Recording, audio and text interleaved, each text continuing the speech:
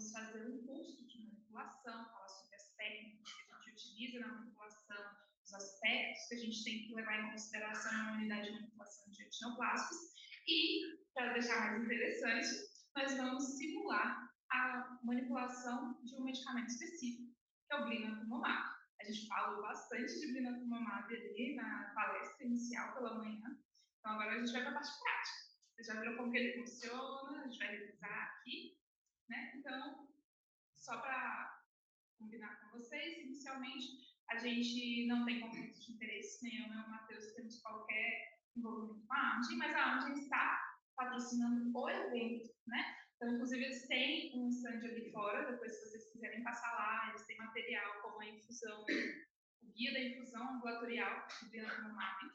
Aqui no hospital, a gente não faz a infusão ambulatorial. Então, o que a gente vai mostrar para vocês é como faz em bomba de infusão, paciente internado. Então, esse material aqui vai complementar para vocês o conteúdo que a gente vai passar aqui. Então, se vocês tiverem interesse, é um guia bem completo, bem com as tabelas que eu vou citar aqui na apresentação. Se vocês tiverem interesse, depois, no final do curso, é só passar lá e falar com o Luan e a Mariana, que estão ali acompanhando a gente, tá bom?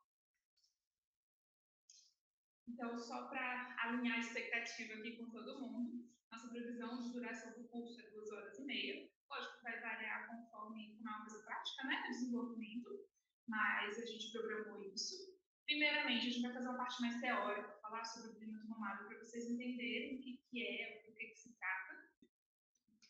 Por isso que a gente vai, inclusive, passar aspectos técnicos da paramentação. Eu não sei se vocês já viram como a nossa central de manipulação, eu vou mostrar, tem toda uma paramentação, tem todos os critérios que têm que ser obedecidos para fazer. Então, para trazer maior realeza, né, coisa mais real, que a gente vai simular, a gente vai paramentar também vocês para fazer a prática. E depois a gente vai para a melhor parte, que é o que vocês devem estar querendo mesmo, que é a simulação, que o Matheus vai mostrar para vocês como que faz, tanto o tratamento das duas estéreis, quanto a produção do blinatumomab. Então, iniciando, como eu falei, a parte teórica, o blinatumomab, como a gente viu lá no início da apresentação da doutora Flávia, ele é um anticorpo biespecífico. O que isso significa? Que ele tem dois alvos. Ele tem um alvo na célula B cancerígena, que é o CD19, e ele tem um alvo, o CD3, que está presente no linfócito T citotóxico. E ele vai fazer a ligação entre essas duas células. No próximo slide eu amplio um pouco mais essa informação sobre o mecanismo de ação. Mas só para reforçar também por que o blinatumomab está indicado hoje em dia aqui no Brasil. Então, para LLAB recidiva ou refratária, tanto em adultos, por isso que eu perguntei em adulto quem tinha experiência, quanto na pediatria, que a gente usa bastante, eu acho que até mais do que no adulto. Na LLAB, na leucemia linfoblástica aguda B, com doença residual mínima. O que é uma doença residual mínima? A criança tem uma leucemia, ela tem blastos na medula, né? Células malignas na medula. Ela fez uma quimioterapia de indução, iniciou o tratamento, mas mesmo depois do início dessa quimioterapia, ela ainda apresenta blastos na medula. A gente chama isso de doença residual mínima, ela ainda tem doença na medula, por isso que é positiva. E LLAB com CD19 positivo, ou seja, o marcador que a gente precisa, né, para o efeito do medicamento, promoção do Filadélfia negativo, na fase da consolidação, para quem não está muito habituado aí com protocolos de quimioterapia. Pelo menos na pediatria ou na hematologia, a gente tem uma fase de indução para a quimioterapia, que geralmente vai um antracíclico, a vicristina, uma quimioterapia mais pesada, vamos dizer assim, que é justamente nessa fase inicial, né, para eliminar essa doença que está existente ali. Depois, a gente começa as fases de consolidação, para manter a doença fora, não voltar, né, não ter uma recidiva. Então, ele também é indicado nesse caso. Agora, voltando para o mecanismo de ação. Como eu falei, ele se liga tanto no CD3 da célula T, quanto no CD19 da célula B. No caso, que a gente tem até um exemplo dessa molécula, então, tem aqui a parte que vai se ligar no CD3 e a parte que vai se ligar no CD19. Ao fazer essa ligação, ela ativa o linfócito T, que libera perforina, que é uma molécula que gera poros na célula B, e isso viabiliza a entrada da granizina nessa célula B maligna e que vai levar à apoptose celular dela. Então, esse é o principal mecanismo pelo qual ele age, leva à morte celular. ele não depende do mecanismo de apresentação de histocompatibilidade e isso evita um escape imune, porque não depende do sistema imunológico ir lá pegar o antígeno e mostrar para a célula T. O próprio blinatumomab vai fazer essa ligação. Ele já vai fazer esse efeito, que diminui essa chance de resistência, né? E é um mecanismo contínuo, ele vai se ligando, leva para a célula T, a célula B, célula T, célula B, levando a apoptose. E por isso que exige uma infusão prolongada.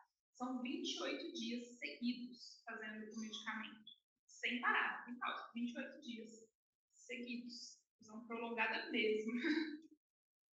Aqui o esquema posológico, tá? Ele tem uma diferença para quem tem mais do que 45 quilos, igual ou mais, e para quem tem menos do que 45 quilos. Para pacientes, geralmente são os adultos ou crianças maiores, né, adolescentes, que têm peso igual ou maior do que 45 quilos, a dose é fixa. Sendo que no primeiro ciclo é recomendado começar com 9 microgramas dia, né, evitar toxicidade, reações, minimizar a chance desse tipo de reação, porque é a primeira vez que o corpo vai estar sendo exposto àquela molécula. E como é uma proteína, pode haver uma reação. A partir do 8º dia, inicia-se uma dose de 28 microgramas dia, e aí até o final da infusão, né, se não tiver intercorrências. Vamos falar sobre isso também. Caso o paciente tenha a recomendação de fazer mais do que um ciclo, o intervalo entre um e outro é de 14 dias, né, não pode emendar um ciclo no outro. E a partir do segundo dia já não precisa mais dessa dose de escalonamento. Você já mostrou para o corpo aquela molécula, já conhece, então já pode começar com 28 microgramas dia. Já os pacientes com menos de 45 quilos, que é a nossa realidade aqui em geral, tem que calcular por superfície corpórea, né? Então, eles também têm um escalonamento de dose. O primeiro ciclo, no D1 ao D7, são 5 microgramas por metro quadrado dia, né? E não pode exceder 9 microgramas, que é a dose dos que são maiores. E a partir do 8º dia, a gente começa a dose de 15 microgramas dia, não excedendo os 28, que é recomendado por maior de 45 quilos. Intervalo, a mesma coisa, 14 dias de intervalo entre um ciclo e outro. E a partir do segundo ciclo já começa com a dose cheia. Aí aqui está o pulo do gato, que eu chamo. Para pacientes maiores ou igual a 45 quilos, a própria bula do blinatumomab, ela já vai trazer qual volume você tem que colocar nessa bolsa, de acordo com se ele está fazendo escalonamento de dose ou não, e com quanto tempo você quer infundir essa droga. O blinatumomab ele pode ser infundido de 24, 48, 72 ou 96 horas. Né? De 1 até 4 dias a bolsa pode correr. Mas essa bolsa sempre vai ser infundido somente 240 ml. Tá? Então, o que muda? A vazão. Se você está mantendo o volume do medicamento e aumentando o tempo de infusão, você está diminuindo a vazão. Né? E também um fato especial que faz com que a bula já traga o volume de medicamento que você precisa colocar na bolsa é que o equipo vai preenchido com a droga pronta. Então, geralmente, quem trabalha com oncologia, a gente deixa o equipe com soro por uma questão de segurança, né? Porque se tiver extravasamento ali na hora de instalar, já não é medicamento, é soro. Mas no caso do blinatumomab, é recomendado que ele seja preenchido com o medicamento mesmo. E esse medicamento, ao final, quando terminar a bolsa, não pode lavar o equipo. A gente tem que orientar, nós como farmacêuticos, temos que estar junto com a equipe de enfermagem, muito próximos, porque eles não podem, já é o costume deles, né? Eles já costumam lavar o equipe, eles não podem lavar o equipe, porque senão vai administrar uma dose maior no paciente. Porque esse volume que está calculado aqui é o volume contando com os 30 ml, mais ou menos, que vai perdendo a equipe. Então, se você lava a equipe, você está administrando esses 30 ml a mais, que não era para o paciente receber. Então, por isso tem que ter bastante atenção nesse ponto. E por isso que você não vai pegar lá, o paciente é 9 microgramas dia, o medicamento é 12, 9 microgramas dia, o medicamento é 12 microgramas por ml, 12,5 microgramas por ml, e fazer a regra de 3 e ver o volume. Você sempre vai ter que consultar a bula e ver qual é o volume correto para aquela taxa de vazão, de tempo de infusão e a dose do paciente. Para os de 45, menores que 45 quilos, é a mesma coisa, a diferença é que a tabela é muito maior. Por quê? Você vai ter que levar em consideração a superfície corpórea do paciente. Então, eles já trazem aqui superfície corpórea de 0,4, que são crianças bem pequenas, geralmente eles têm aí 1 ano de idade com essa superfície corpórea, até 1,5 de superfície corpórea, metros quadrados, né, da superfície corpórea. Aí, nesse caso, o que vocês vão ter que pesquisar quando estiver olhando lá qual o volume que eu tenho que colocar nessa bolsa? Primeiro, você tem que ver em quanto tempo você tem que fundir essa bolsa. Né? Geralmente, as instituições ou padronizam, vamos sempre trocar de 48 em 48 horas. Ou elas podem fazer como nós fazemos aqui na instituição. Para tentar economizar, porque a gente é um hospital público, a gente vai ajustando os tempos de infusão, porque às vezes um frasco, como as crianças são pequenas, conseguimos fazer 2 até 3 bolsas, só com um único frasco. Mas aí nem sempre elas podem ser do mesmo tempo de infusão. Às vezes dá para fazer uma de 96 e uma de 48, uma de 96 e uma de 72. Mas, em geral, pelo menos no particular, eu tenho experiência que eles padronizam ou 48, 48, 72, 72, sempre, né? Fica mais fácil também, até para ajustar a vazão. Mas, então, você vai escolher qual o tempo de infusão que você vai correr essa bolsa. Vai ver se o paciente está em escalonamento de dose ou se já está usando a dose cheia. Se estiver já usando a dose cheia, você vai verificar qual a superfície corpórea dele, e aí sim você vai alcançar o volume que precisa para colocar na bolsa desse paciente. O volume dele e na pulmonar, porque ainda tem mais coisas que vão nessa bolsa.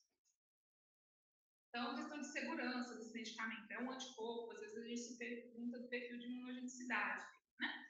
Então, é recomendado fazer como pré-medicação, antes de iniciar o inantumab, o corticoide.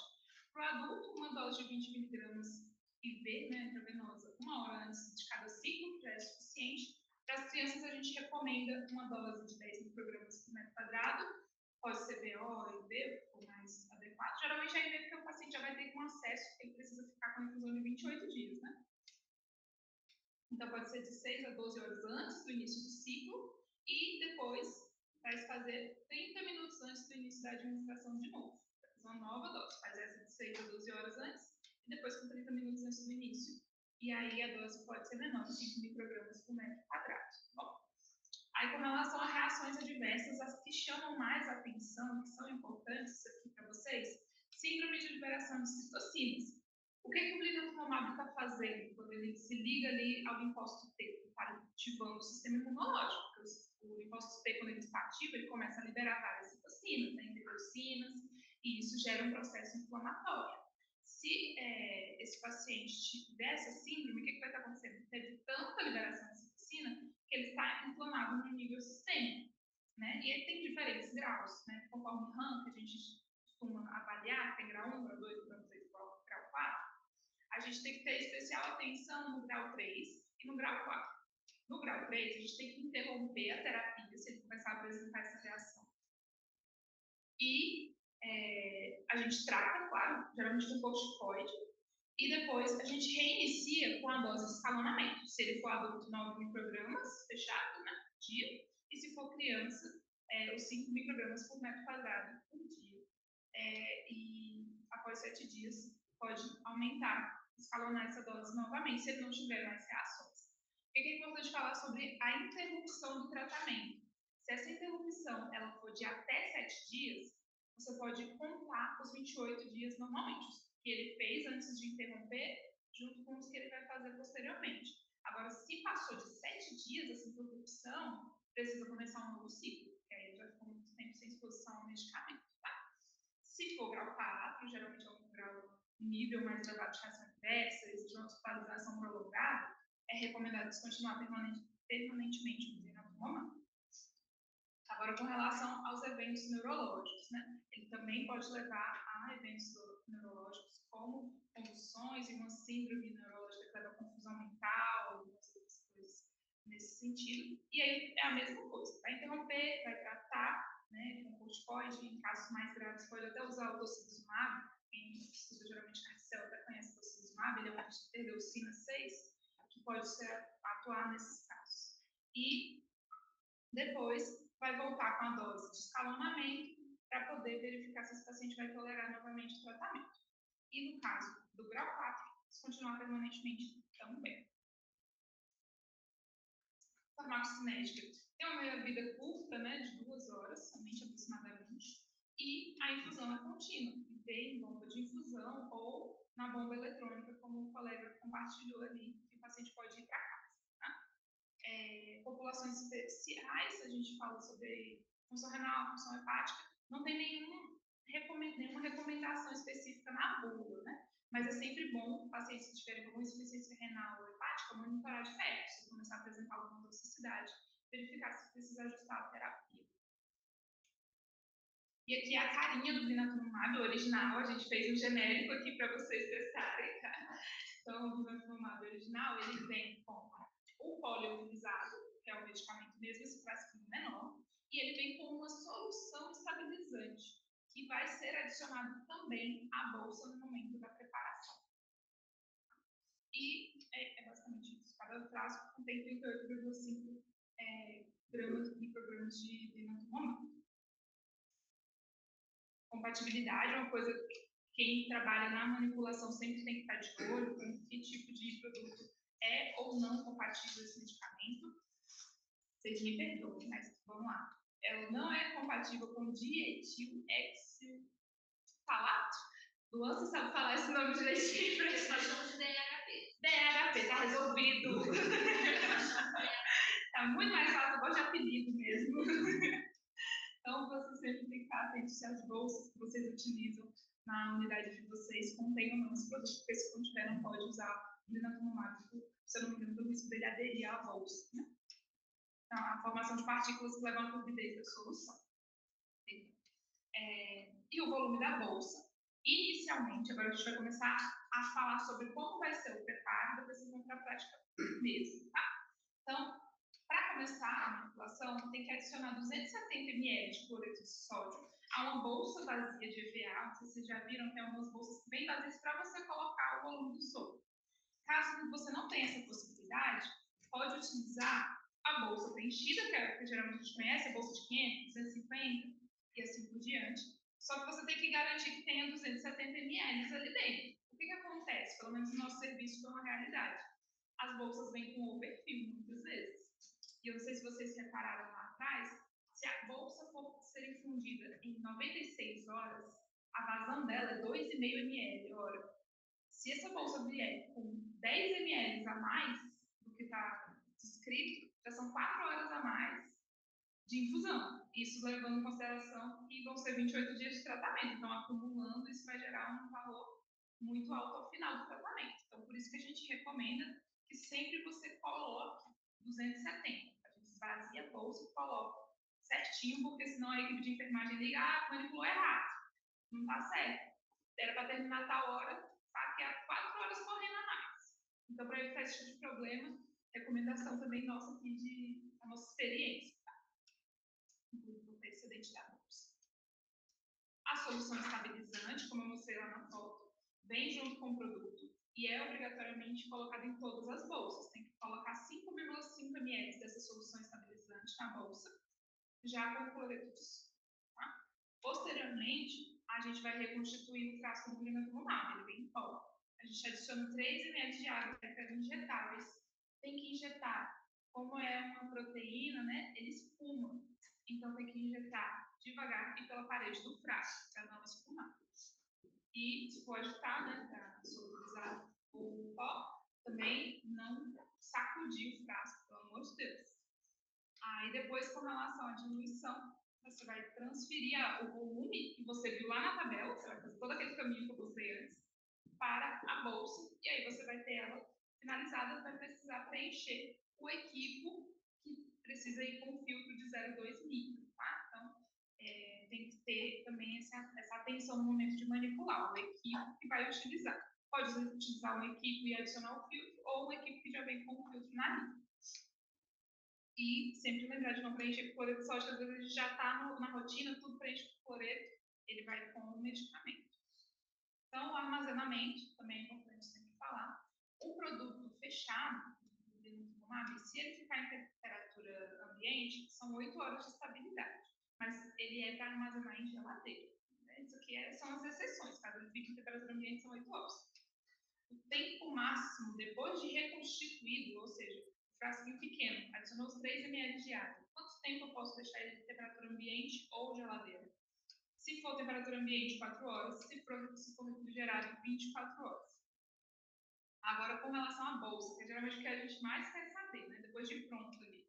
Vocês lembram que eu falei que o máximo de tempo que ele pode ser administrado em temperatura ambiente, a estabilidade dele é de 96 horas, a bolsa pronta. Por isso que o máximo de tempo de infusão é 96 horas.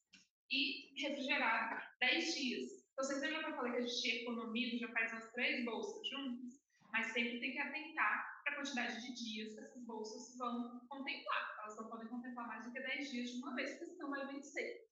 Né? Porque quando ela é produzida, só tem mais 10 dias de estabilidade. Então, o volume inicial, só reforçando, é superior ao administrado ao paciente. Eu fiz uma etiqueta para vocês depois colarem na bolsa. Vocês vão ver que tem lá cloreto de sódio 270 ml. Né? É uma etiqueta digitada. Se puderem, evitem colocar essa informação na bolsa. Aqui a gente já teve esse problema, né? Por mais que a gente colocou lá no volume final, 240, que era o volume que eles tinham que programar para instalar na bolsa, alguém viu, mas está dizendo que colocou 270 de cloreto, então vou programar 270 e programou 270 ml para infundir o medicamento. Então, se possível, se só vai administrar 240, omite do rótulo a informação que tem 270 ml ali de cloreto, porque senão pode causar essa confusão na interpretação. E a bolsa, como eu falei, ela mantém o mesmo volume, por isso que a vazão que muda de acordo com o tempo de infusão. Não lavar o equipo, a gente deixa até na observação, a gente pede para o médico escrever isso na prescrição para não lavar o equipo. Eu não sei se no serviço de vocês a enfermagem tem o costume de fazer bolos do equipo. Aqui eles têm esse costume, porque eles sabem que a gente envia o medicamento com cloreto no equipo. Então, para começar a administrar o medicamento logo, o que eles vão lá? Eles vão lá, instalam na bomba de infusão e aperta o bolos, tem um botãozinho lá para fazer bolos na bomba. E vai correndo, correndo, até ela ver que chegou 20 ml. Aí ela para. Imagina se ela faz isso com glifosato, que é para correr em 2,5 ml hora. Não pode de jeito nenhum também. Então, se a equipe de enfermagem de vocês tem costume de fazer bolos no equipo, orientar que o glifosato não pode. Já vai começar na taxa de infusão que está programada. Deve ser infundido através de um volume exclusivo. Então, as crianças aqui do hospital, quando vão fazer o medicamento, já façam ser cirúrgico, quem não tem portocate coloca, porque vai ser 28 dias usando aquele acesso só para administração de glifosato. Então, agora a gente vai falar um pouquinho sobre manipulação em geral, né? Os aspectos técnicos da estrutura da unidade de manipulação. Então, a unidade de manipulação ela tem que ter uma sala exclusiva para preparar um antineoplástico. Vocês já viram uma sala de manipulação alguma vez de antineoplástico? Vocês já? Vocês não? É uma sala limpa. Então, a gente tem que fazer o controle de partículas dessa sala. A gente não pode entrar com maquiagem. O macacão que a gente usa, ele solta pouca partícula, justamente porque a gente tem que manter o controle dessa sala o mais limpa possível. Além disso, a pressão nessa sala é negativa. O que isso significa? Que em relação à sala ao lado, quando você abrir a porta, o ar não vai sair, vai entrar da outra sala para ela. Por quê? Para garantir que as partículas que vão estar lá dentro, que podem estar contaminadas com quimioterapia, saiam daquela sala e vão para a parte administrativa, por exemplo. Então, a sala ela tem também essa característica, precisa de pressão negativa na sala de manipulação. Ao lado da sala de manipulação, a gente tem a sala de paramentação. Como eu falei no início, para entrar nessa sala, como ela é limpa, tem todos esses critérios, a gente tem que utilizar vários EPIs. Macacão, touca, luva, a luva de escola geralmente dentro da cabine, né? Mas eu vou falar também uma parte específica só de paramentação para vocês. E aí a gente precisa de uma sala para colocar essa roupa, né? Para se paramentar adequadamente. Geralmente fica adjacente à sala de manipulação e ela tem essa pressão positiva. Quando abre a pressão, o ar vai para a sala de manipulação. Outra sala que geralmente a gente tem que ter na manipulação, na verdade, geralmente não, a gente tem que ter nas unidades de manipulação de quimioterápicos, é a sala de limpeza e desinfecção. Como é uma sala limpa, tudo que vai entrar lá tem que ser higienizado. Então, os frascos precisam ser higienizados, as bolsas precisam ser higienizadas para poder entrar na sala limpa. E aí, geralmente, a gente deixa uma sala só para fazer essa higienização. E ela precisa se comunicar com a sala de manipulação por meio de um pass-through, um passador, né? Então, abre, coloca o produto, aí do outro lado, quem está na manipulação, pega e fecha. E elas não podem abrir automaticamente. Todas essas portas, todas as salas, elas não podem abrir duas portas ao mesmo tempo, justamente para garantir que a pressão vai ser mantida. Se tem que manter pressão negativa, só dá para abrir uma porta de cada vez. Tá? E, já falei, a parte do passador tem que comunicar com a outra sala. E a cabine de segurança biológica. A cabine de segurança biológica que a gente utiliza para manipulação de quimioterápicos, ela é da classe 2, tipo B2. O que isso quer dizer? Quer dizer que essa cabine, ela protege o operador, o manipulador. Por quê? Aquilo ali é quimioterapia, pode fazer mal para quem está operando, né? Pode fazer também prejudicar o meio ambiente, por isso que ela tem filtro, e ao sair, o ar circulou dentro da cabine, ele sai limpo, porque ele passou por filtro EPA, antes de ser eliminado no meio ambiente. E também protege o produto, né? É um produto que vai ser administrado intravenoso, então precisa ter todas as técnicas asépticas possíveis. E aí ela protege esses três ambientes, essas três pessoas, por assim dizer. Diferente, por exemplo, da cabine de NPT. NPT, quando você está manipulando, o que você está manipulando ali? Carboidrato, lipídio. Aquilo te oferece algum risco ocupacional? Não. Então, você não precisa ser protegido nesse caso, né? Como aqui na quimioterapia, a gente precisa proteger o operador. E aí você pode utilizar um outro tipo de cabine. Então, toda vez que a gente vê uma cabine, nem sempre todas são iguais. Algumas vai depender de qual nível de segurança, como ela protege o manipulador, o meio ambiente e o produto. Questão de infraestrutura. Cada cabine de segurança biológica precisa que tenha pelo menos no espaço, lá na sala de manipulação, 5 metros quadrados. Então, se você quer ter 2 cabines de manipulação, você precisa ter pelo menos 10 metros quadrados na sua sala, senão não pode. E a limpeza, sempre bom reforçar como que faz a limpeza adequada dessa cabine, que é de cima para baixo, de dentro para fora, né? Porque assim você não contamina a cabine, você sempre vai pegar a parte mais suja e levar para fora. Paramentação. Então, o que precisa, né? Que a gente estimula o macacão permeável, estéreo, de mangas longas, punho elástico, não pode ser avental, né? Tem que ser um macacão mesmo, de proteger, porque vai que cai nas suas pernas ali o medicamento, não vai estar protegido. Ele tem que ter baixa emissão de partículas, como eu falei, e sem abertura frontal. Tem que utilizar 2 pares de luvas estéreo sem talco. Sem talco por quê? Solta partícula também, então lá dentro da cabine não pode. Máscara PFF2 95, a gente também utiliza respirador, caso tenha possibilidade. Touca ou gorro, trapé ou botas antiderrapantes. O óculos eu coloquei aqui, mas ele não é obrigatório, porque a cabine tem um vidro, e o vidro ele já protege os seus olhos. Mas aqui, por exemplo, é padronizado utilizar, mas não é obrigatório. Tá? Então, se o seu serviço não utiliza, não se preocupe, realmente não é necessário, porque o vidro já faz essa proteção. E aí, caso vocês tenham mais interesse sobre a parte técnica ali, da manipulação, o que precisa de infraestrutura, sobre as salas, a gente tem 2 documentos que servem como referência para a gente, que é a RDC 220, de 2004, e o Consenso Brasileiro de Boas Práticas de Preparo de Terapia Antineoplásica, que foi feito pela Sobrap. Tá? Esse consenso, inclusive, ele é muito completo, ele tem bastante informação, e ele é liberado. Mesmo quem não é sócio da Sobrap, né, consegue acessar. Ele já está liberado para todo mundo, e é bem interessante se você tem interesse nessa área de manipulação, de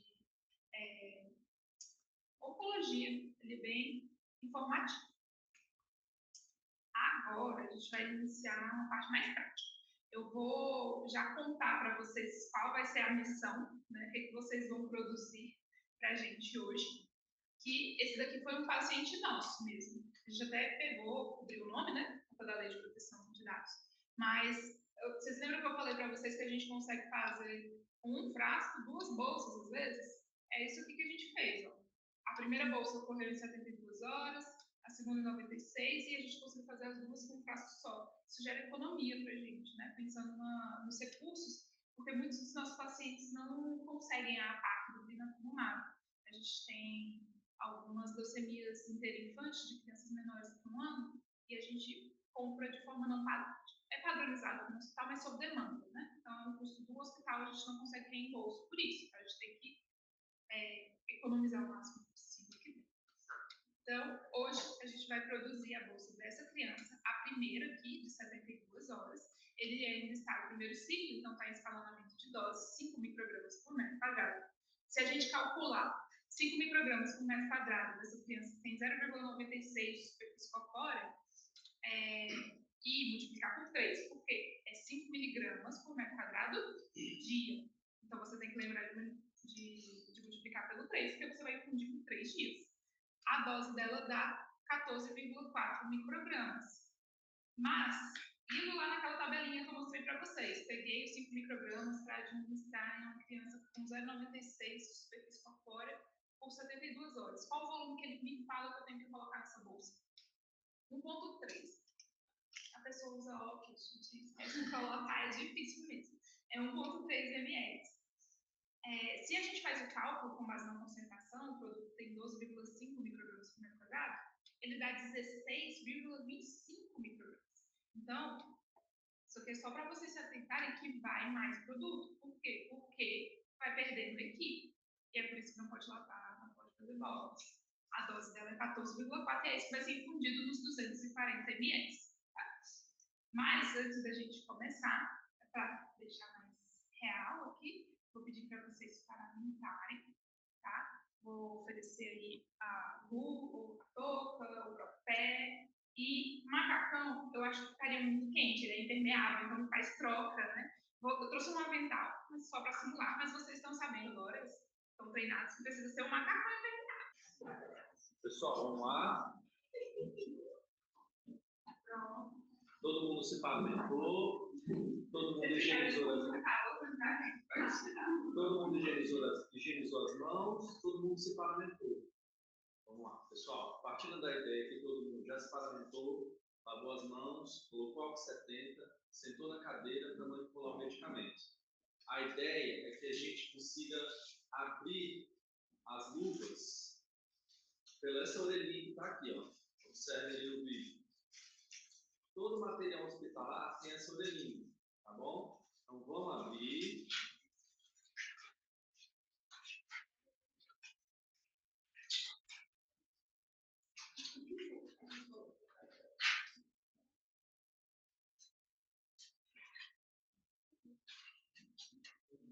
Observe que a outra luva, todo mundo ganhou 2 luvas. Vamos deixar as 2 luvas já abertas.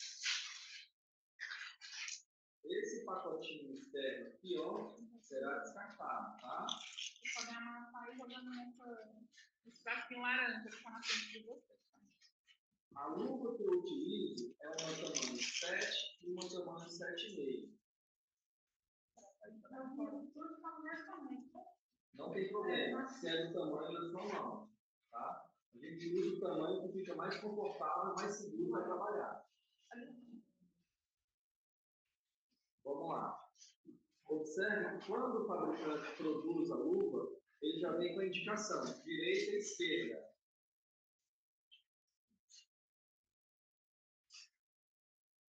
Oi?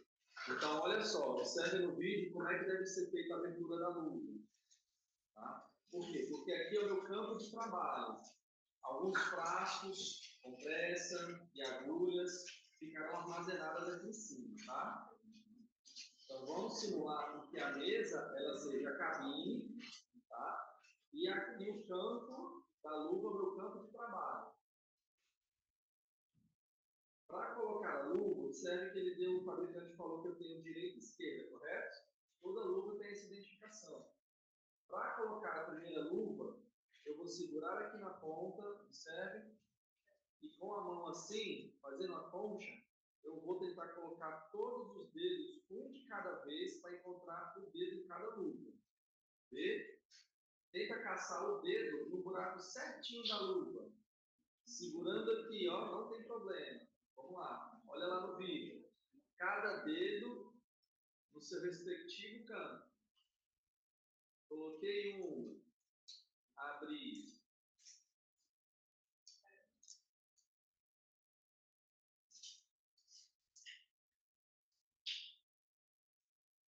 Pronto?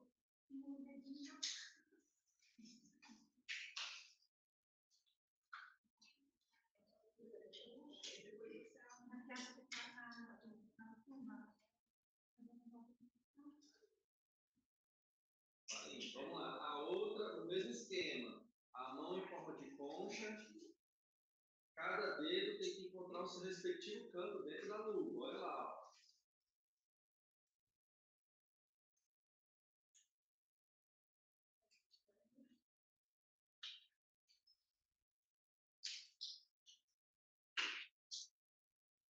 Acho a segunda mais difícil.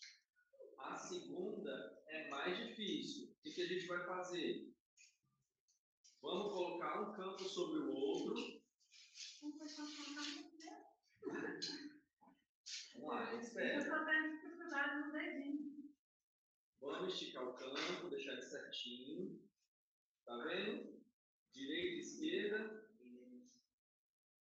Faremos da mesma Deixa eu forma. te perguntar. Aí, por exemplo, não encostou a direita, tem como soltar? Não posso encostar. Essa você pode. É, A primeira, a última uma você pode. A gente parte do princípio que todos os materiais disponíveis, o auxiliar de farmácia já fez toda a higienização técnica. Então a gente pode encostar. Quando a gente recebe essa segunda luva, todo material médico que está lá, ele vem esterilizado. A segunda luva é o mesmo esquema.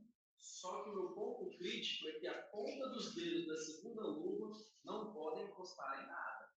Não podem encostar em nada, nada. Vamos lá. O que eu faço? Minha mão entra como uma concha. Estou segurando aqui no campo, tá? E encontro cada dedo no seu respectivo lugar. Olha lá. Estiro.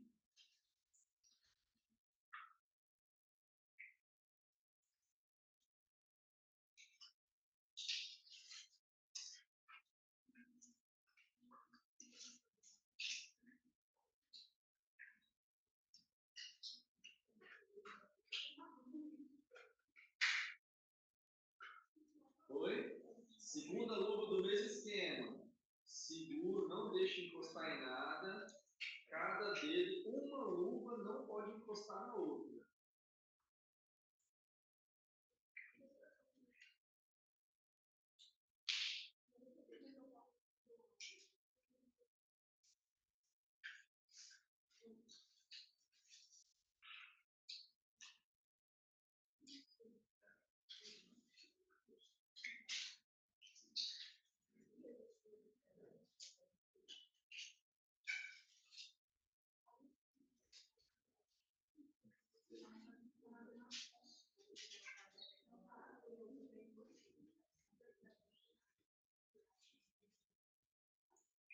Quem terminou, posição das mãos assim.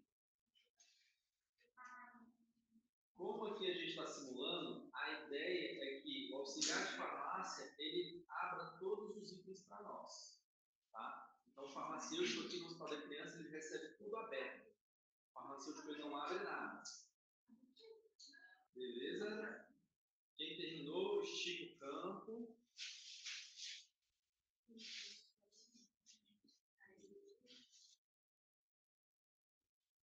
Vamos lá, pessoal, vamos conferindo, pelo menos conferindo que todo mundo tem que ter recebido os mesmos materiais, tá?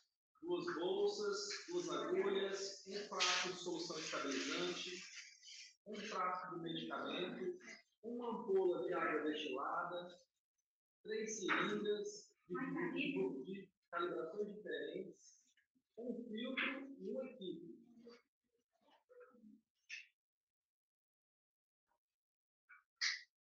O saquinho pode jogar fora, tá? Joga no lixo laranja. Foi? 2 soros, 2 agulhas, 2 frascos, água destilada, 3 seringas, um equipe e um filtro. Perfeito, né? Vamos, então, abrir os materiais necessários. Como que a gente faz? Eu vou já deixar aberto os itens aqui, olha, tudo em cima do meu campo. Como é que é a abertura? Está vendo que todo fabricante coloca essa orelhinha para a gente puxar? O material da embalagem descartável. A abertura do item joga fora a embalagem.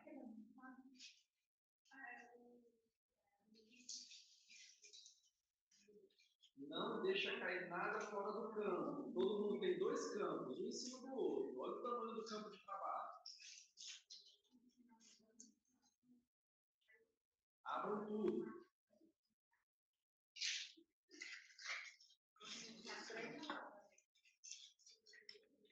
Oi?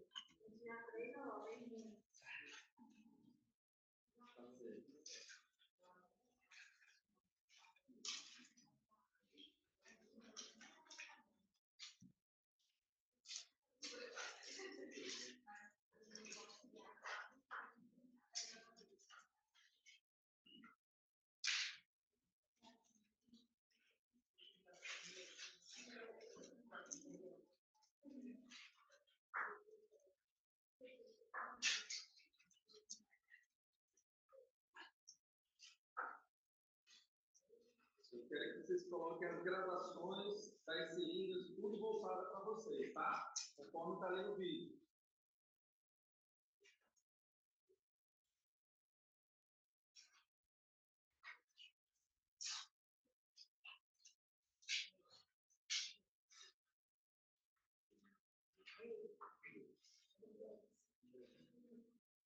Pessoal, vamos lá.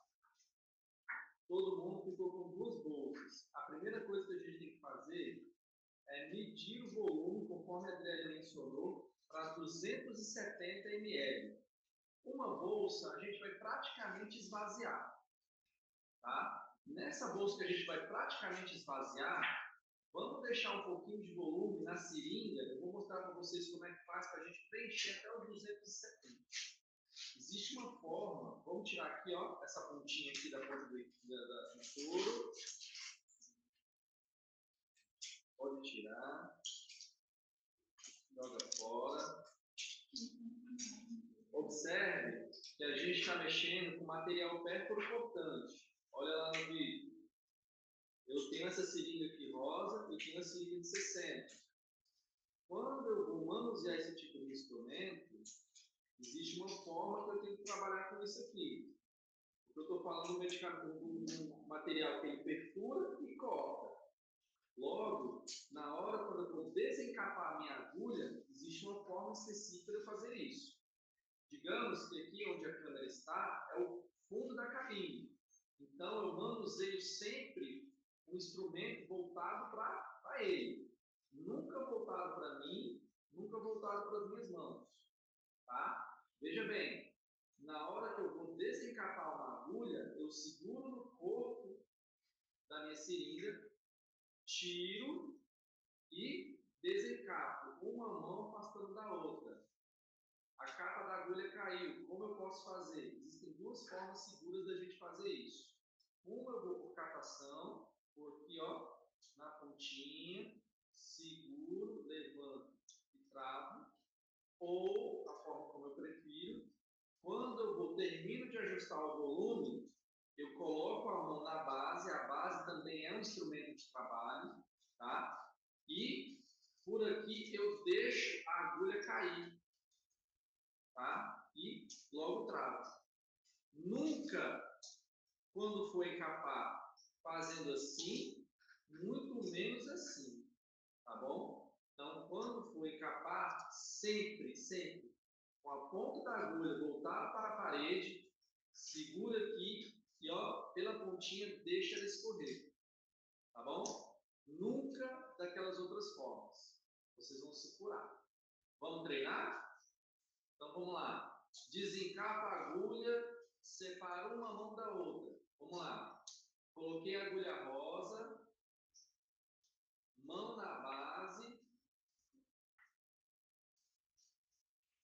desencapa precisamente e devagar, uma mão separando da outra. Vamos encapar? Da mesma forma, volta, deixa cair e trava.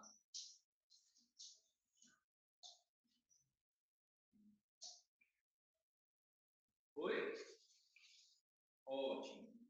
Como a gente vai ter que ajustar o volume do medicamento, a Adriele mencionou de que as bolsas, apesar de virem com volume estipulado de 250 ml, algumas contêm um volume a mais. é o que a gente precisa ajustar. Especificamente, a blina precisa que o volume seja 270 ml.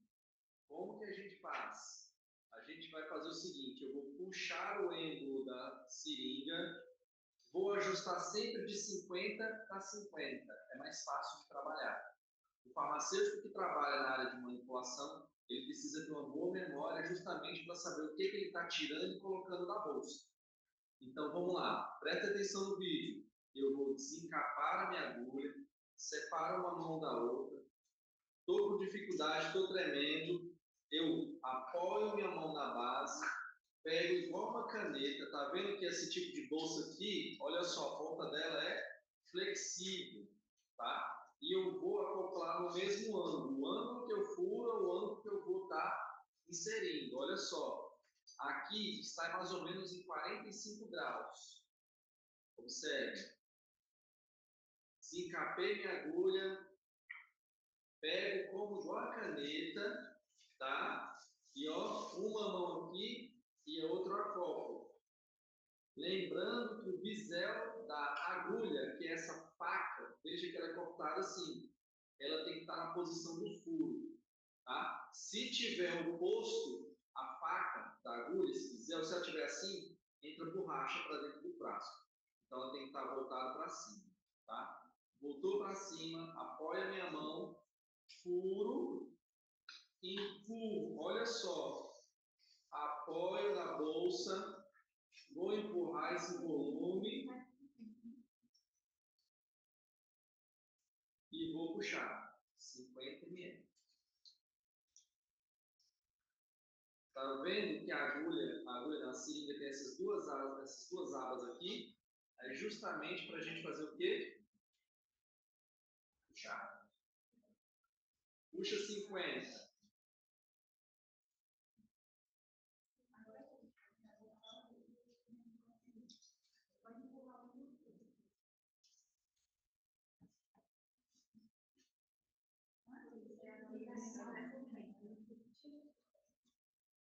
Puxou 50? Vamos encapar a agulha.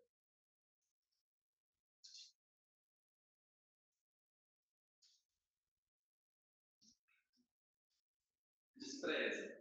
Tira a agulha aqui, ó. Tira a agulha. Despreza do descapar. Sem agulha. Sem agulha. Sem agulha para a gente não furar o coleguinha.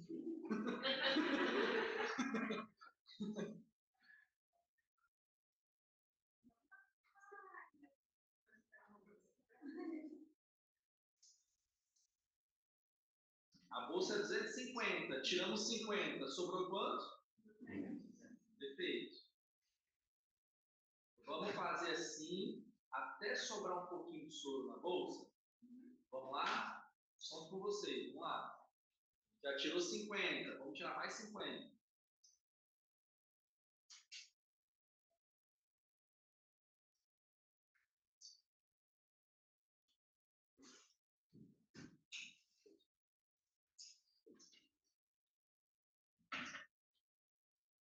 Pessoal, a forma correta de trabalhar na manipulação é a forma como a bolsa está posicionada, tá?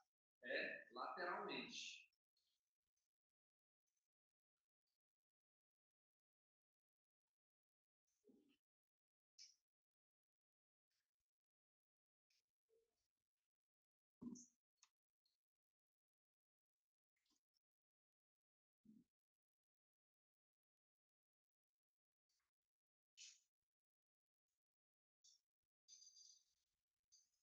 Não esqueça de quando for descartar, tira a agulha, tá? Para não furar o colezinho.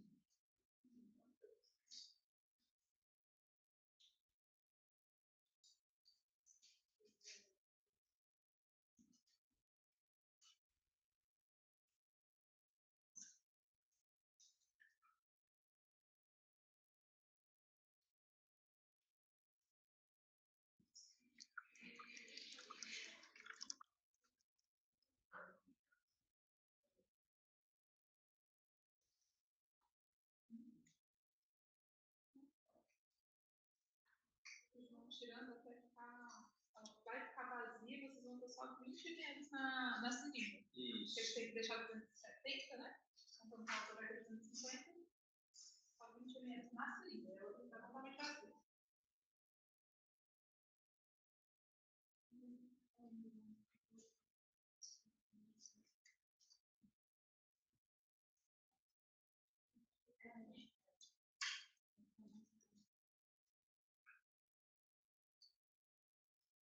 Ou quem quiser também, para deixar no esquema certinho, a outra bolsa não está parada, a gente coloca uns 30 ml nela aqui.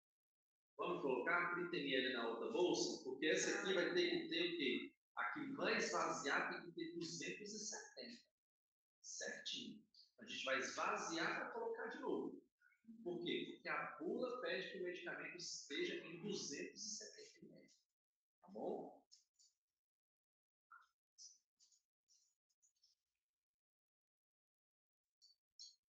Na prática, eu já coloco na primeira. Na segunda, eu já deixo, porque eu já vou esvaziar a bolsa.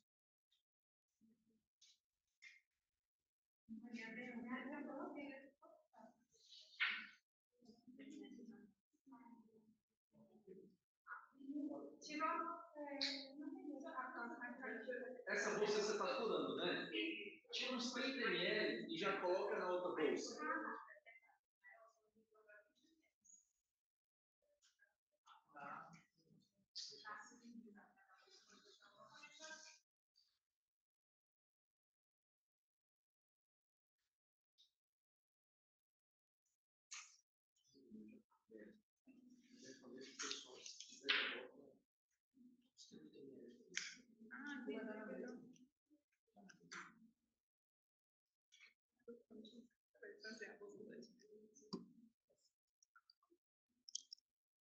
Pessoal, vamos lá. O movimento é igual caneta, tá? Segurando a seringa e a agulha igual a caneta.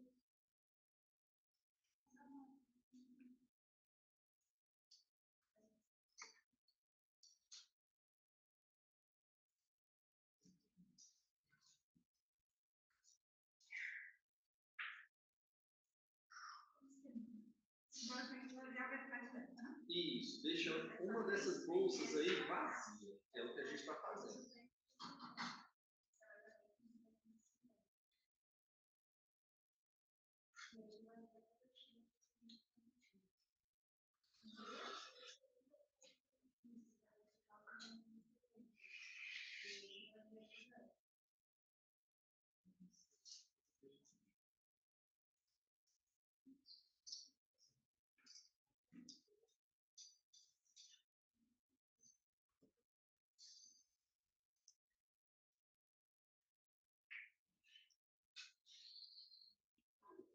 Ótimo.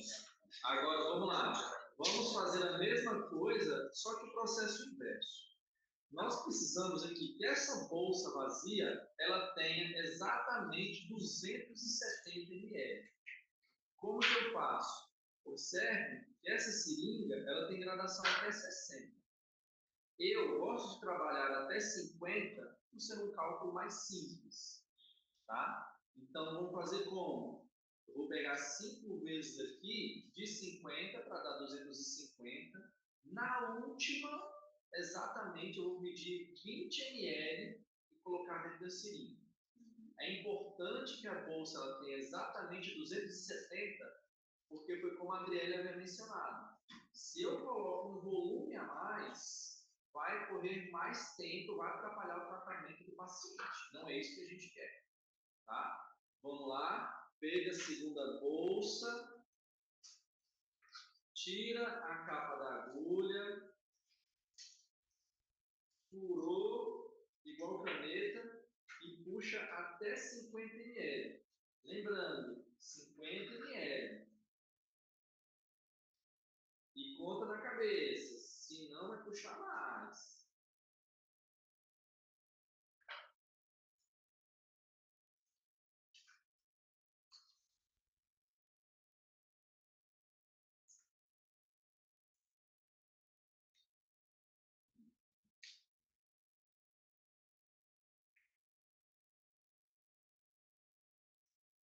E agora vocês têm que ajustar o volume. Se vocês ficarem com espaço, no início ali da seringa, tem que ajustar para ver se está realmente com 50 ml. Isso. Colocar o volume exato.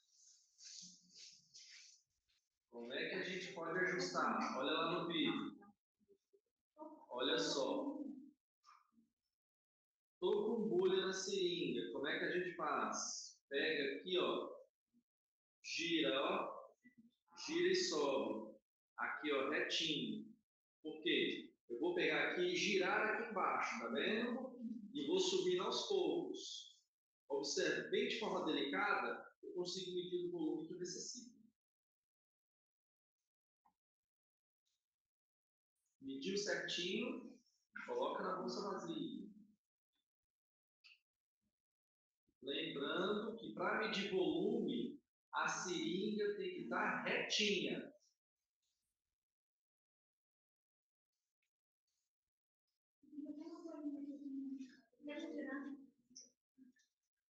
Pessoal, olha aqui no vídeo.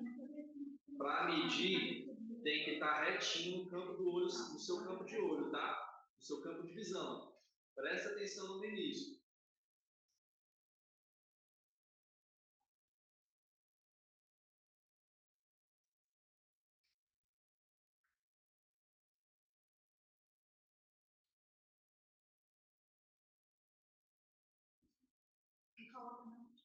Isso.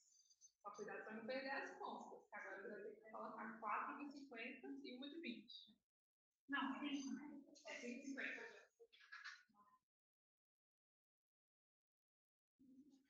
Mas é desafio.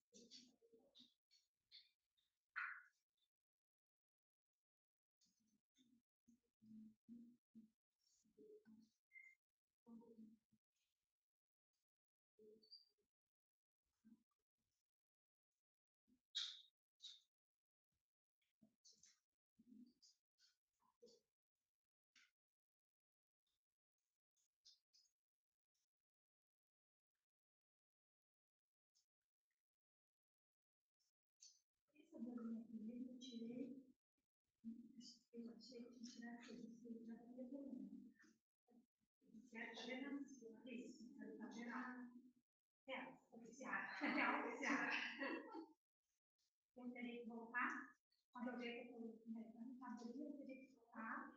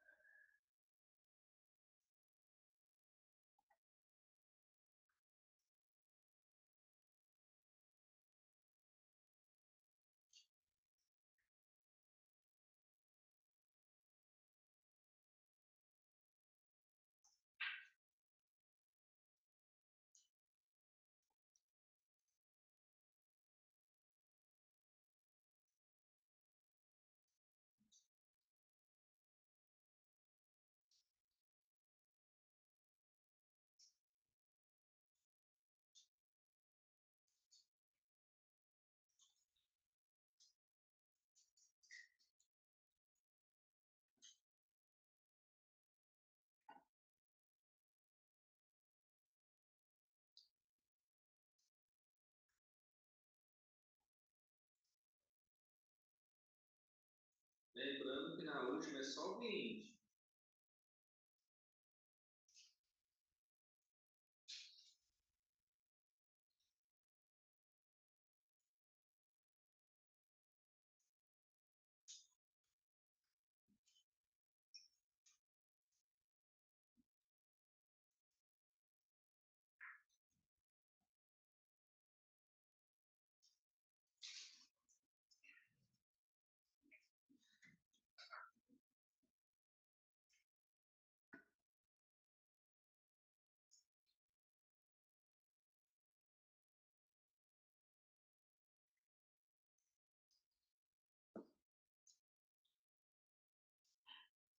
Só lembrando, medir qualquer volume tem que ser com a agulha encapada.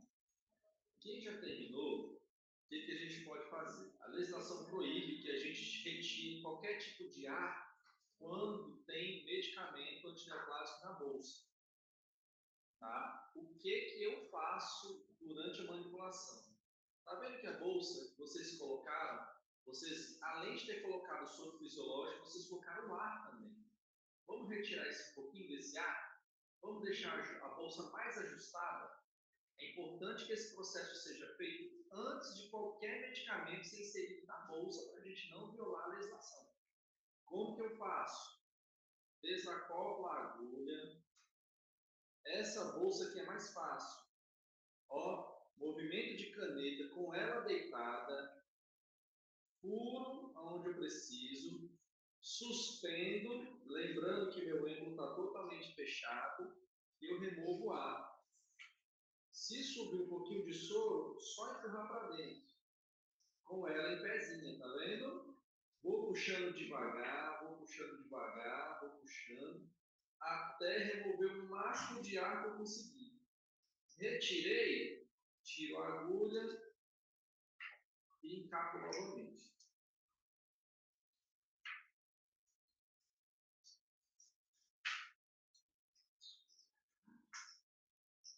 Pessoal, agora começa a criticidade do processo. Agora nós vamos começar a mexer com os medicamentos e a solução estabilizante. Antes de qualquer coisa, é necessário inserir 5,5 ml da solução estabilizante na bolsa. Tá? Então, o que a gente faz? Todo mundo recebeu uma seringa de 10 ml e uma agulha 30 por 8, que é essa verdinha aqui. Tá? Vamos lá. Faz assim, ó, conforme está no vídeo. Vamos deixar um êmbolo mais flexível. Tá? Uns 3, 4 está ótimo. Tá vendo só? Um é solução estabilizante e o outro é o medicamento. Nunca coloque o medicamento ou reconstitua o medicamento com solução estabilizante. Tá bom? O que eu faço? Eu deixo sempre o rótulo do frasco voltado para mim e eu separo. O rótulo do frasco voltado para o profissional. Bom? Da mesma forma, a solução estabilizante. Vou remover o clip-off, que é essa tampinha.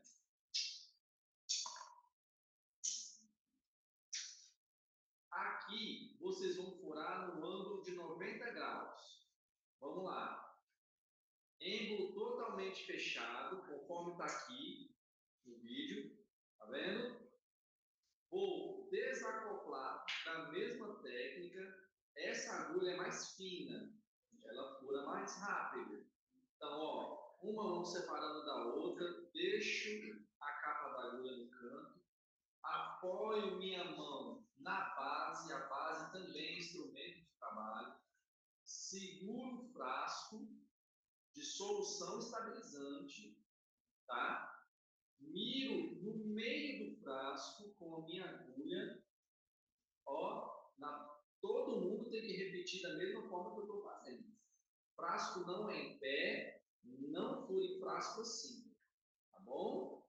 Vamos lá. Frasco na base, mão na base, mira no meio do frasco com o bisel para cima, miro 90 graus. Todo mundo mira 90 graus, vamos todo mundo furar junto. 90 graus. 1, 2, 3, fura. Vê como fura muito mais rápido. Agora, para que eu possa remover a quantidade de medicamento que eu preciso, eu vou girar o frasco e a agulha em concomitante.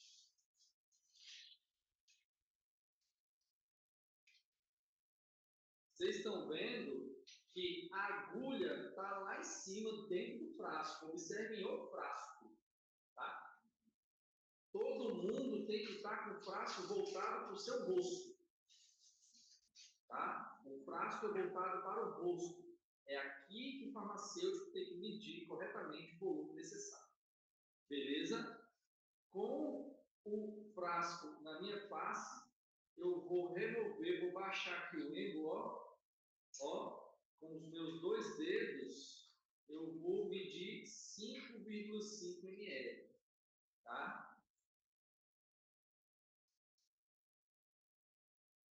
Mediu 5,5 ml, abaixa, se tiver com dificuldade, abaixa a agulha do frasco. Vai estar lá mais ou menos no meio.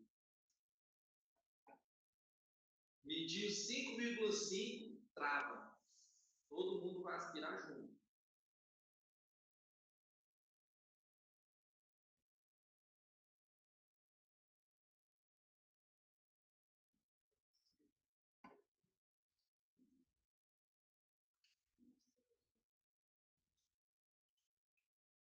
Pessoal, braço voltado para o rosto e reto, tá?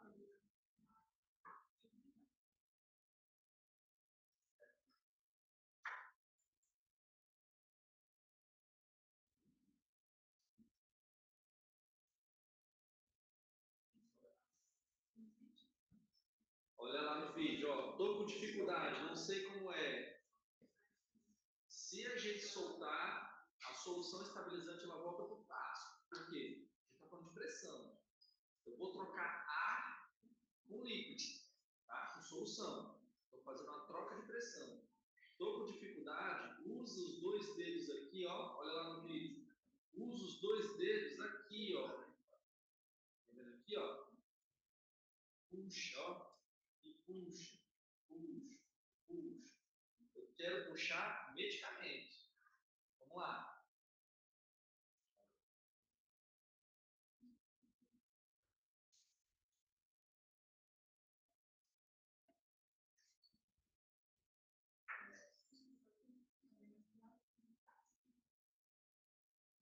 Quem puxou 5,5 aí?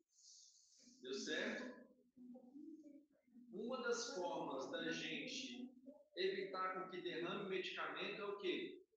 A agulha, ela está no ar dentro do frasco, correto? Eu vou puxar ar de dentro do frasco e tiro uma mão da outra. Vocês vão ver que eu faço um barulhinho. Tirou, encapo a agulha e vou medir corretamente o volume estabelecido pelo fabricante. Girando o êmbolo até ajustar o volume que eu quero.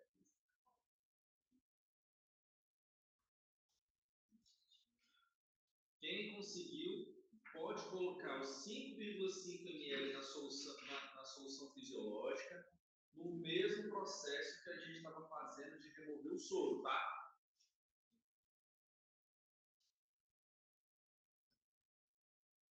Segura igual caneta, levanta a ponta aqui e fura. Quem conseguiu, medindo 5,5, pode colocar, tá? Coloquei a solução estabilizante.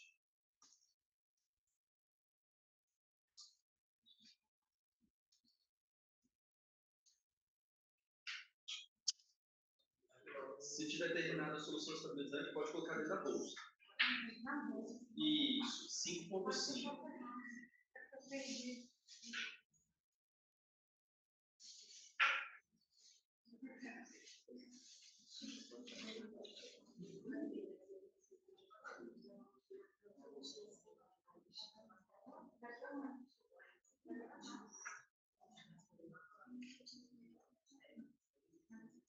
Conseguimos?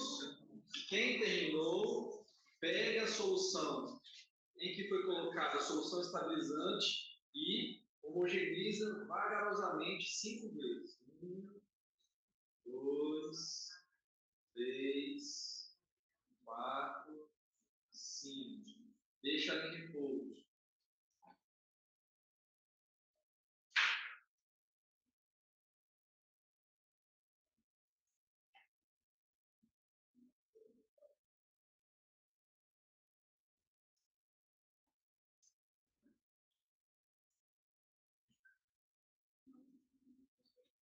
frasco de solução estabilizante tem que estar separado agora do seu campo de trabalho. Deixa longe para a gente não errar.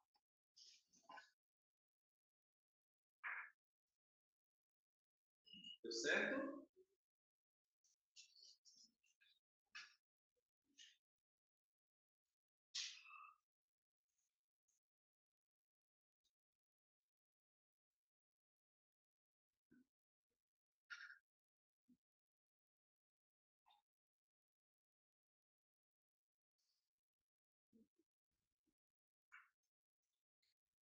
Deixaram o frasco separado? Beleza. Vocês estão vendo que vocês receberam uma água destilada? A água destilada ela foi feita para reconstituir alguns medicamentos e com a blina não é diferente. Tá? A reconstituição do medicamento é feita com 3 ml de água destilada. Beleza? Como é que eu faço para abrir a ampolinha de água destilada? Gente, só quebra a ponta dela, tá bom? Cuidado para não fazer meleira. Não aperta, não.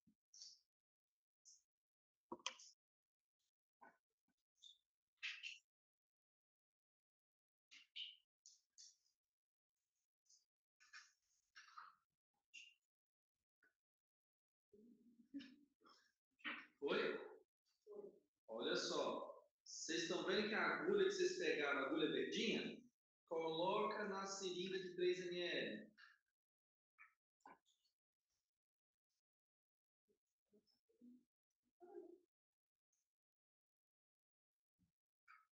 Colocou, vamos tirar um pouquinho do atrito.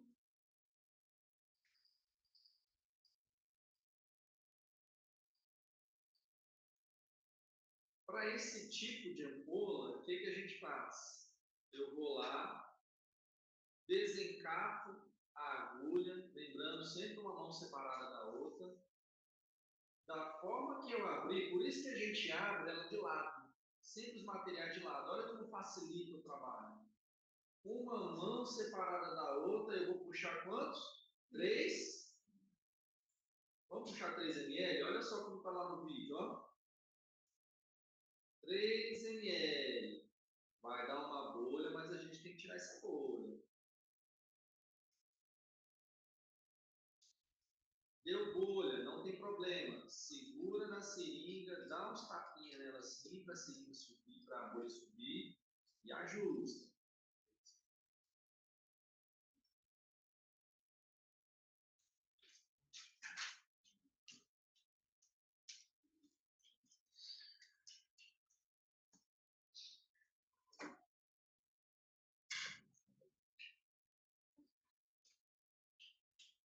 Conseguiram? Deixem a agulha encapada, pelo amor de Deus. Vamos deixar sempre a agulha encapada. Nunca vamos furar o colega, nem vocês. Beleza? Medimos 3 ml certinho. Quem mediu os 3 ml, o frasco do Blina não está voltado para você? Vamos tirar o flip-off dele.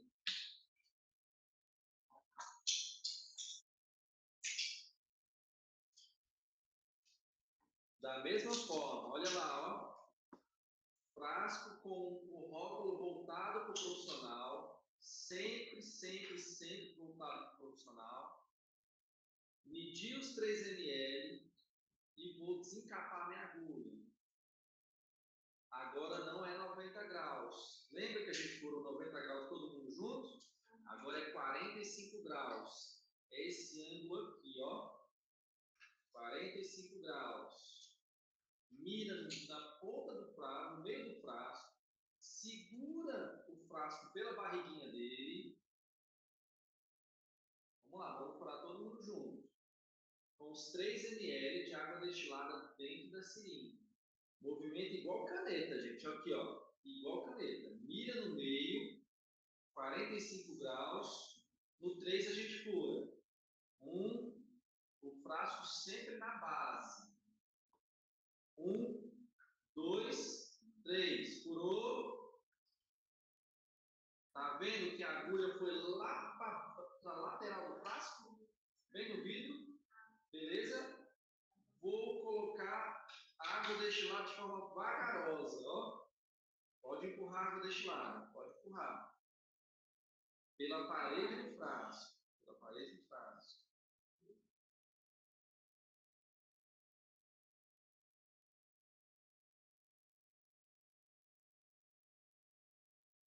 Vocês vão ver que o êmbolo vai voltar só.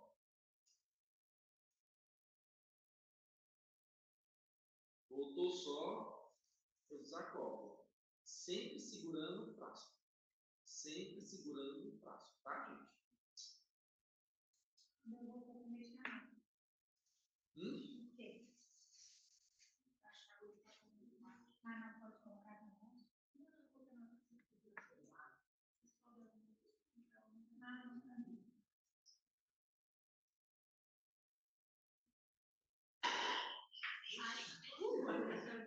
Acho que eu vou fazer perdão.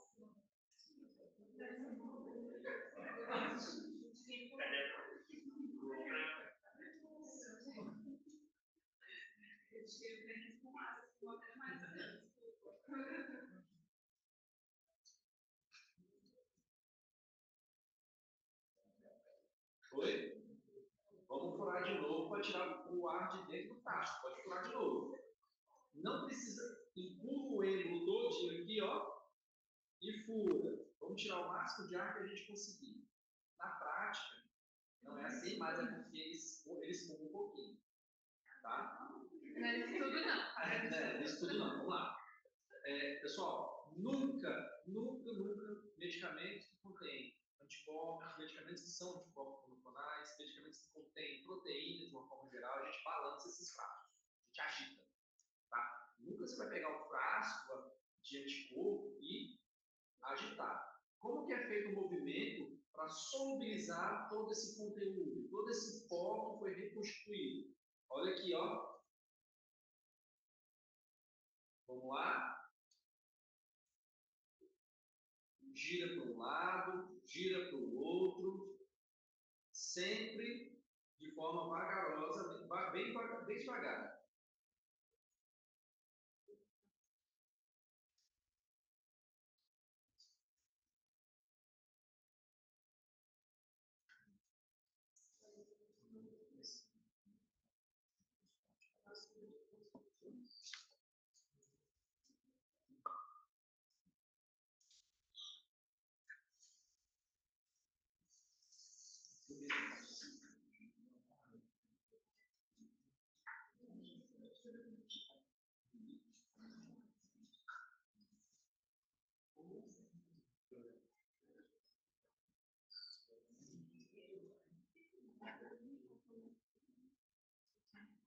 Foi, reconstituiu, está bem líquido, parecendo leitoso. Vamos deixar o frasco quietinho para a gente todo mundo fazer junto.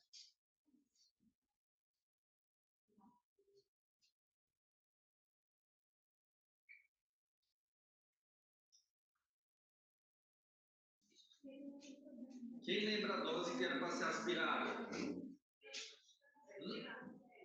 Hã? Qual? 1,3. Nós temos que aspirar 1,3 do medicamento e colocar na bolsa. Para furar o frasco, reconstituir, é sempre da mesma forma. Medicamento na base, mira um ponto onde eu não furei, lá no batoque, eu não furei, vou mirar 90 graus e vai. Vamos fazer todo mundo junto. Não pode ser um ponto que vocês furaram, tá? Por quê? Se eu furo no mesmo lugar várias vezes, cai borracha dentro da solução.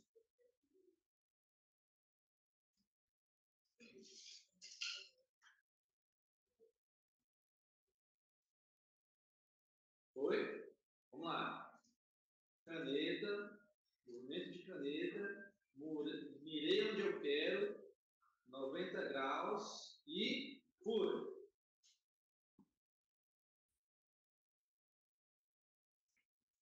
Como é que deve ser feita a aspiração? Olha lá, ó.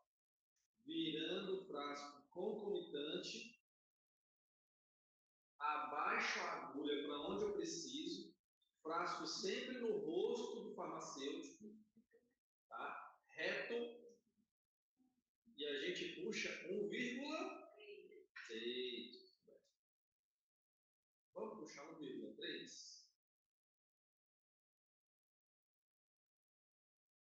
Medir 1,3 aqui no frasco. Empurro a agulha para dentro do frasco, onde tem ar. Coloco num ângulo mais ou menos próximo aos 90 graus aqui, ó, 180 graus. Puxo o ar. Uma mão separa da outra. E agora eu vou medir para ver se aquilo que eu aspirei é o valor correto prescrito pelo médico.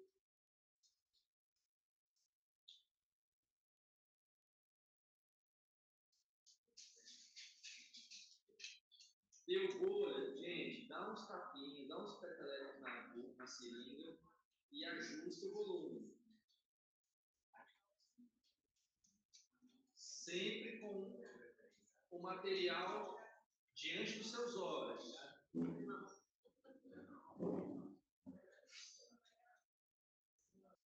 Deu certo? Quem conseguiu, já vai colocando o medicamento na bolsa de 270 ml. Coloca em um ponto que você não furou. Já pode ser na outra? Você vai colocar, você colocou a solução estabilizante. Só na outra. Só furei a outra, essa aqui eu não furei. Pode ser. Pode. Coloca devagar. Se colocar rápido, dá bolha. A gente não quer bolha. Oi?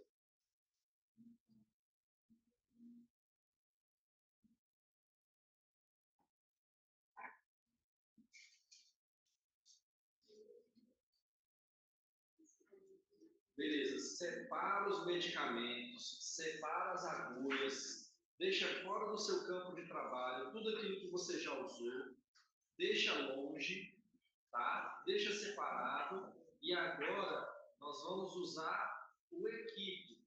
Nós preenchemos a bolsa com solução fisiológica para 270. Nós preenchemos também com a solução estabilizante 5,5 ml.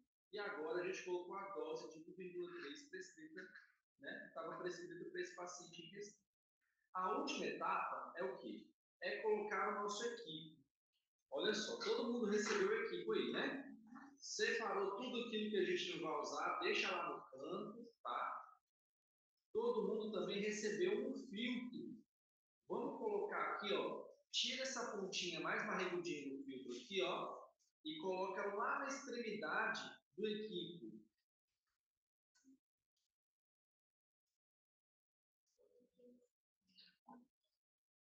Como assim? Eu tirei daqui, vou colocar. Não. Pode chamar a breve. O equipe, ele tem duas extremidades. Uma aqui e a outra pontinha branca. Isso.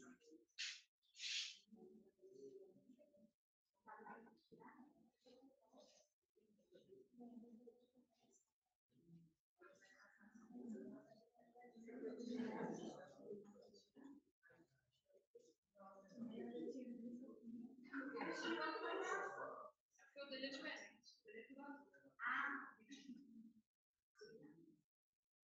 Conseguiram? Tudo certo? Vamos lá. Aqui nós temos um controlador de fluxo, tá? Isso aqui, ó, é um controlador de fluxo. Consegue ver? Sim. Vamos fechar esse controlador de fluxo, vamos deixar ele até lá na outra extremidade, vai ficar até um pouco durinho para mexer. Deixa ele totalmente fechado.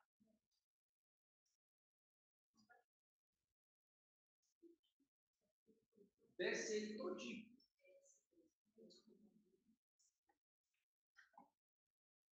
Agora, o que a gente faz?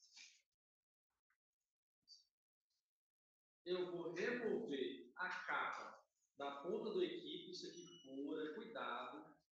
Na hora de furar a bolsa, o movimento é igual quando você vai entrar na sua casa. Você vai fazer um movimento girando em torno do seu eixo. tá? Aperta o reservatório aqui, ó. Aperta esse reservatório e na hora de furar, é sempre daqui, ó, furando. Igual o movimento espiroqueta. Com ele apertado. Girando em torno do seu eixo. Com força. Segurando aqui, ó, nos dois pontos, como tá lá, ó.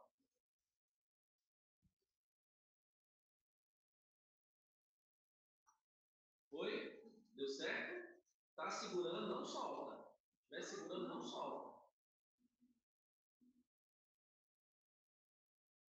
Agora, o que eu vou fazer? Vou suspender a bolsa aqui, ó. E vou soltar. Tá vendo que ele vai começar a preencher um pouquinho do copo? Preencheu até um pouquinho da metade do copo. Não preenche tudo. Deixa ele só um pouquinho da metade. Aqui vocês têm que ser rápido, hein? Por quê? Porque eu vou abrir o controlador de fluxo e eu tenho que segurar o filtro voltado para cima. Os filtros de vocês têm uma seta? Tem uma setinha? Todo mundo tem uma seta? Essa seta tem que ser voltada para cima. Tá? Então vamos lá. Uma mão acima da outra. Olha só como eu estou fazendo aqui. Vamos pegar, abrir o meu fluxo. Devagar, não precisa abrir tudo.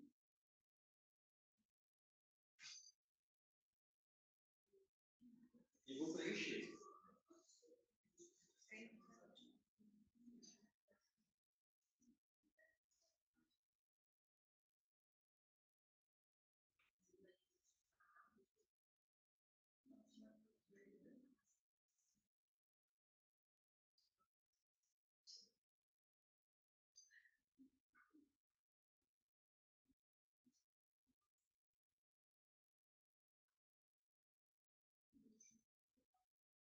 Pessoal, vocês que estão aí com a bolsa, coloca a bolsa mais para cima e a outra mão lá embaixo.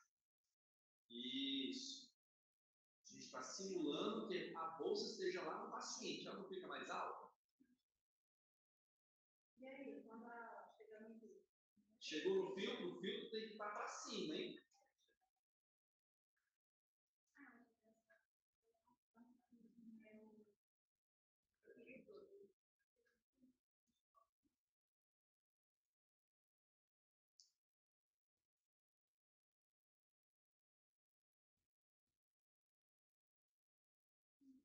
Vocês acompanharam todo o trajeto da solução que vocês fizeram? Quando ela chegar lá na ponta,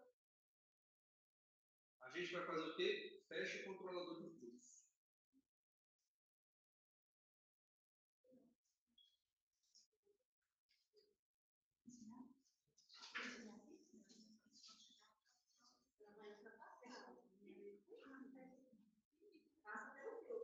Passa, tem que passar pelo filtro. Isso, só que o filtro tem que abaixar. O filtro vai embaixo. Isso. Levanta, quando levanta esse aí. Isso.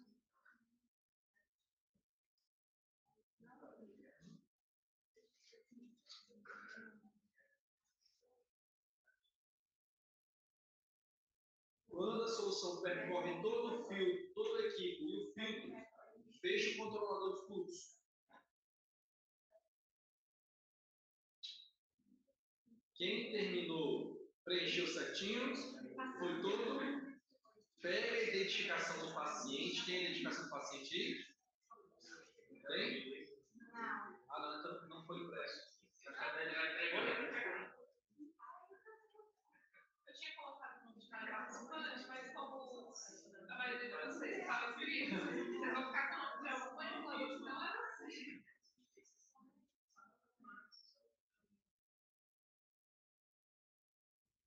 Pessoal, o que a gente faz? Vai conferir a etiqueta, nome do paciente, medicamento do paciente, quantidade que vocês colocaram de cloreto de sódio, solução estabilizante e medicamento. Vocês vão conferir se o medicamento está com todas as identificações de tudo que a gente fez, tá? Conforme a prescrição.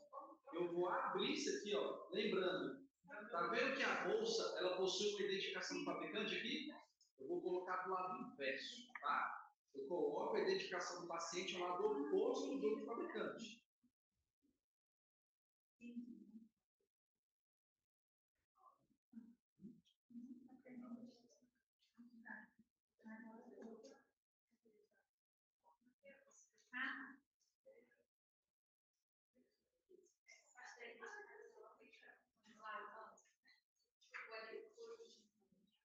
Depois que você manipula, geralmente a etiqueta já fica disponível ali para você identificar. Isso, papel adesivo. Tira aí e coloca ao lado oposto das informações do fabricante da bolsa. Confira, o controlador de fluxo está fechado, os dados do paciente estão corretos, então parabéns, vocês acabaram de manipular o lenatomo com um paciente crítico. Pode, olha só, descarte de luva.